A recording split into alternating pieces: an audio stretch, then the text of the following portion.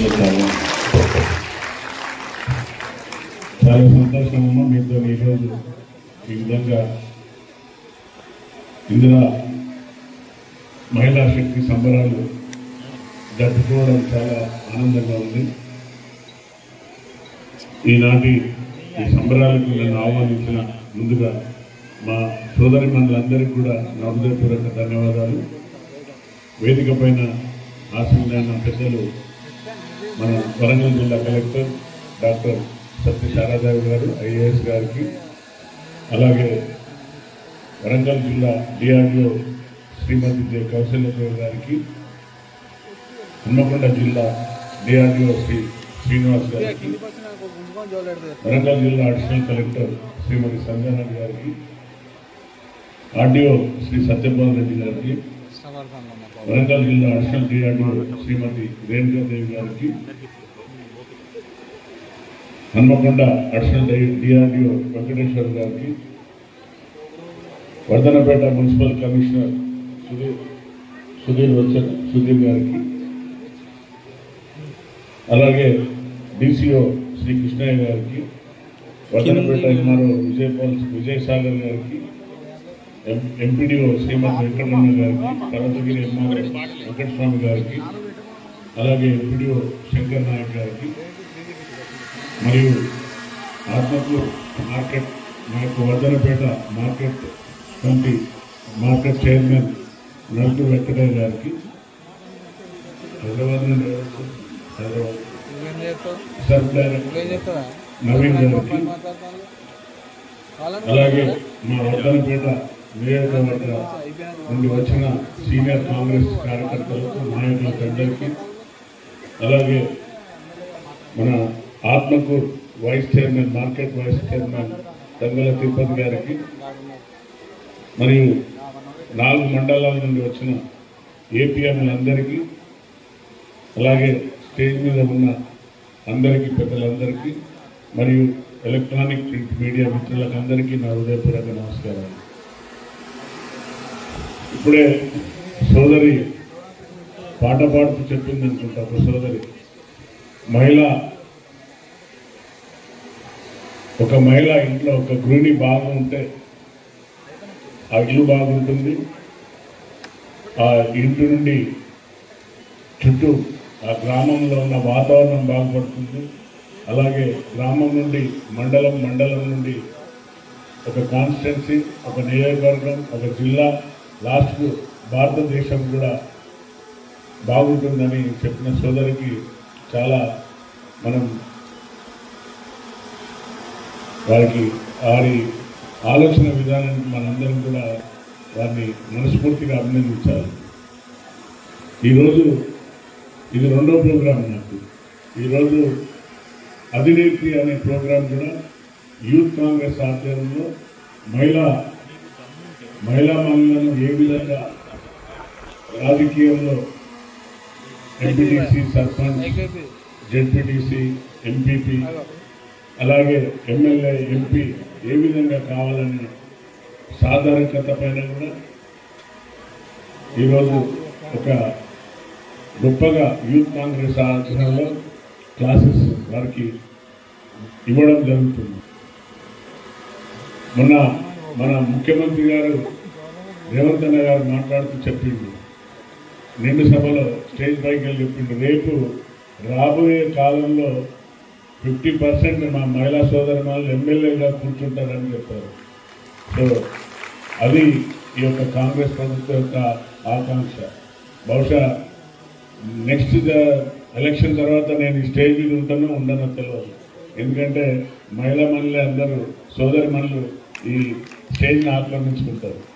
కాబట్టి ఈ సాధారణత అనేది మీలో ఉన్న నైపుణ్యాన్ని గుర్తించి ముందుకు తీసుకెళ్తున్న ప్రభుత్వానికి మనందరం ఒకసారి హృదయపూర్వకంగా మా రేవంత్ అన్న గారికి మరొకసారి గొప్పగా అభినందించాలి. ఇకపోతే నేను ఈరోజు సోదరిమణులకు చెప్పిన ఒక విషయం, ఆడపడుచులకు ఒక ఆడబిడ్డ ఇంట్లో ఒక మహిళ ఒక కవి రాశారు. ఒక మహిళా కవి. ఆమె కూడా ఏం రాసిందంటే, ఒక మహిళని చదివిపిస్తే ఒక స్త్రీని చదివిపిస్తే, ఒక బిడ్డను చదివిపిస్తే సమాజాన్ని చదివించినట్టు అని ఆ యొక్క మహాకవి రాసింది. కాబట్టి మీ అందరు అమ్మలకు, తల్లులకు, చెల్లెలకు ఒక్కటే నా విజ్ఞప్తి, ఆడబిడ్డలు పుట్టిందని ఏమాత్రం నిరుత్సాహపడకండి. ఇక్కడ మన కళ్ళ ముందుంటేనే చూస్తున్నాం ఎంత మంచి అధికారం. అందరూ కూడా ఎల్లవేళలా మీకోసం సేవ చేసుకుంటూ ఉంటున్న అధికారులను చూస్తున్నాం. ఇప్పుడు మన వరంగల్ జిల్లాలో చూస్తే కాకతీయ రుద్రమరానికి పోటీగా ధీటుగా అందరూ మహిళా అధికారులు ఉన్నారు. కాబట్టి మహిళలు ఏ దాంట్లో కూడా తీసుకోరనేది దీనికి నిదర్శనం అని చెప్పడం జరిగింది.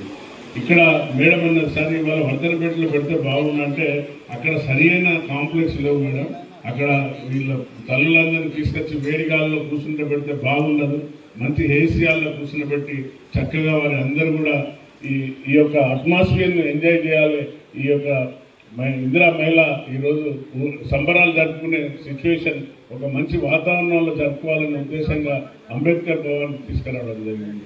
లేకుంటే ఇది వర్ధనపేటలో పెడితే అక్కడ సరైన సదుపాయాలు లేక ఇబ్బంది పడతారని అందులో మా నాయకులందరూ కూడా పర్వతగిరి, వర్ధనపేట, హసన్పర్తి, ఐనోల్ నుండి వారు కూడా అందరూ నాకు సహకరించారు. వారికి ప్రత్యేకంగా నా యొక్క ధన్యవాదాలు. సో మహిళలు ఏం చేయలేరు అని వెనకట అనుకున్నాడు, కానీ మహిళలు ఇవాళ ఒక లోకో పైలటే కాదు, మొన్న మనం చూసినాం పాకిస్తాన్ యుద్ధంలో మన మహిళమని వార్ చేసి పాకిస్తాన్ మీద బాంబులు వేసి వచ్చింది, పైలట్గా చేసి ఇద్దరు మహిళమణులు, ఎయిర్ ఫోర్స్ అండ్ ఆర్మీ వాళ్ళు. అంటే ఇల్లు చెప్తుందంటే మనకు తక్కువ అంచనా వేసుకోకండి, మీరు ఏది అనుకుంటే అది చేయగలుగుతారు. అదే ఒక పురుషుని తీసుకుంటే వాడు సాయంత్రం వరకు కష్టపడి వచ్చిన డబ్బులలో తప్పనిసరిగా ఒక కోటరపాటు తాగాలి, 200 ఇవాళ కష్టపడి సంపాదించినంటే నా కొడుకేం పెట్టాలని, నా బిడ్డకేం పెట్టాలని, నా భర్తకేం పెట్టాలనే ఆలోచన ఉండే మహిళలు ఉన్నారు. కాబట్టి ఈరోజు సమాజంలో మనమందరం కూడా తలెత్తుకొని తిరగగలుగుతున్నాం. కాబట్టి మీరు తక్కువ కాదన్నా మీకు మీరు ఎప్పుడు కూడా తక్కువ అంచనా వేసుకోకండి. ఈ యొక్క మంచి సదుపాయాన్ని మీరు ఏదైతే ప్రభుత్వం మీకు ఇచ్చిన మంచి ఏదైతే సెలెక్ట్ చేసి ఇస్తున్నారో వాటిని ముందుకు తీసుకెళ్ళండి. మొన్న కూడా మన వడ్ల కొనుగోలు సెంటర్లు కూడా మేడంతో నేను మాట్లాడి మ్యాక్సిమం మహిళలకే ఇవ్వండి, అంతేగాని ఫ్యాక్స్కు వాటికి వీటికి తక్కువ 1-2 ఇచ్చి మ్యాక్సిమం మహిళా సోదరులకు ఇవ్వమని చెప్పాను. కాబట్టి ఎక్కడ కూడా మహిళలు బాగుంటే ఆ సమాజం బాగుంటుంది, మహిళలు బాగుంటే ఆ కుటుంబం బాగుంటుంది, ఆ కుటుంబం బాగుంటే సొసైటీ బాగుంటుంది, సొసైటీకి ఒక ఆదర్శవంతమైన పిల్లలను తయారు చేసే బాధ్యత ఆ తల్లిదండ్రుల మీద ఉంటుంది, తల్లి మీద ఉంటుంది. కాబట్టి ఈరోజు నేను ఇక్కడ గొప్పగా నిలబడి మాట్లాడుతున్నంటే మా తల్లి యొక్క ఆశీర్వాదం అని మీ అందరి ముందట గర్వంగా చెప్పుకోగలుగుతుంది.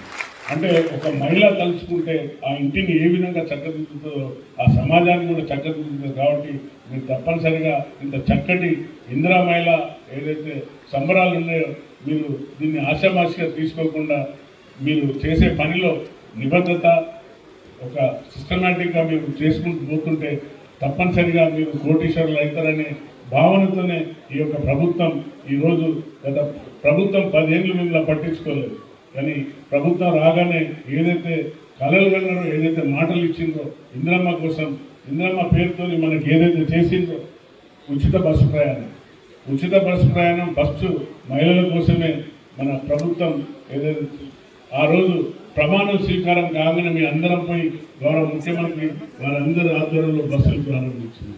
బహుశా అందరూ బస్సు ప్రయాణాలు చేసి ఉంటారు, చేసినాము ఒక్కసారి చేతులు ఎత్తాను. సో చూడండి, అందరూ ఉచిత బస్సును ఉపయోగించుకున్నారు. వస్తున్నాయి తల్లి కూడా అందరి ఇళ్లలో, అంటే ఆ తల్లులు కడుపు నిండా అన్నం పెట్టే కళలు ప్రభుత్వం, కాంగ్రెస్ ప్రభుత్వం ఏమైనా ఆలోచిందంటే దీర్ఘమైన ఆలోచనతో చేస్తారు. దీర్ఘ ఆలోచన చేసి ఆ ఆలోచనకు విధంగా ఈరోజు బహుశా నాకు తెలిసి వర్ధనపేటలో 3500 ఇళ్లలో ఎక్కువ శాతం వర్ధనపేట పర్వతగిరికే వచ్చింది. ఎంతమందికి వచ్చినా ఒక్కసారి చేతులు ఎత్తండి. ఇలా ఎవరన్నా రాకున్నా కూడా బాధపడకండి, ఇంకా ఉన్నాయి, ఇంకా లెవెల్స్ ఉన్నాయి. L2, L3, L1, L2, L3 ఉన్నది. అందులో కూడా తప్పనిసరిగా ఇంకా కలెక్టర్ గారి దగ్గర ఉన్నది పెండింగ్. ఇంకా నేను మన గౌరవ రెవెన్యూ శాఖ మంత్రులు పొంగులేటి శ్రీనన్నతో కొట్లాడుతున్నా. అప్పుడు మీ 1500 నాకు ఎక్కువ, నాది నియోజకవర్గం ఎస్సీ రిజర్వేషన్ కాబట్టి ఎక్కువ దళితులు బడుగు బలహీన వర్గాలు ఉంటారు, వారికి ఇల్లు కావాలని కొట్లాడిన వారు కూడా సానుకూలంగా స్పందించిండు. తప్పనిసరిగా ఇల్లు లేని నిరుపేదలు ఎవరున్న మహిళా సోదరులకు ఇల్లు ఇచ్చే బాధ్యత మన ప్రభుత్వం తీసుకున్నది. తప్పనిసరిగా ఈ నిరంతర ప్రక్రియ ఎవరు కూడా నిరుత్సాహపడకండి. ఇల్లు వస్తాయి. ఒక గూడు, ఒక ఆత్మస్థైర్యం, ఒక గూడు ఉన్నదంటే ఒక పిట్ట తన గూడును కట్టుకొని ఎక్కడెక్కడ పొద్దుంతా తిరిగినా వచ్చి ఆ గూడు ఆ పక్షి ఆ గూడులో పడుతుంటుంది. సో ఎవరు కలలు కన్నా కూడా నాకంటూ ఒక సొంత ఇల్లు ఉండాలని కలలు కంటారు. అలాంటిది ఈరోజు రాష్ట్ర ప్రభుత్వం మహిళల పట్ల ప్రత్యేక శ్రద్ధ వహిస్తూ ప్రతి దాంట్లో మహిళలను ముందుకు తీసుకెళ్తున్నారు. కాబట్టి తల్లులారా, అమ్మలారా, నేను ఒక్కటే మీకు చెప్పేది, ఎక్కడ కూడా మీరు నిరుత్సాహపడకండి. రాబోయే ఎలక్షన్లో మీరు నిలబడండి. గెలిపించే బాధ్యత కూడా మీ అందరం కష్టపడి మా నాయకులతో ఒప్పించి మిమ్మల్ని గెలిపించుకొని సర్పంచులు, ఎంపీటీసీలు, జడ్పీటీసీలుగా చేపించే బాధ్యత కూడా తీసుకుంటా. మీ ఆశీర్వాదాలు ఉండాలి ఎప్పుడు కూడా ప్రభుత్వం పైన, నా పైన ఉండాలని కోరుకుంటూ ఈ చక్కటి అవకాశం ఇచ్చింది. అలాగే ఈరోజు రేషన్ కార్డ్స్ అనగానే నేను చెప్పాను, మనం స్టేజ్ మీద ఇద్దాం మేడం, మీరు తీసుకొని రండి, ఒక 10-12 తీసుకురండి, శాంపుల్గా ఇచ్చి ఈ యొక్క ప్రక్రియను మనం, నాకు అదృష్టం ఏం చేసినా కూడా మేడం ఫస్ట్ వర్ధనపేటలో ఎన్నుకోవడం చాలా సంతోషం. Thank you madam. మా అందరి తరఫున ఏం చేసినా కూడా ఫస్ట్ మనం వర్ధనపేట నియోజకవర్గం నుండి మొదలవుతుంది. ఇది మంచి శుభసూచకం. అందరూ నిరుపేదలు ఎవరైతే ఉన్నారో ఇన్ని రోజులు మాకు రేషన్ కార్డులు ఇవ్వని బాధపడుతున్నారు, వారందరికీ కూడా రేషన్ కార్డులు వస్తున్నాయి. అతి త్వరలో క్యాబినెట్ సీరియస్గా చర్చిస్తుంది.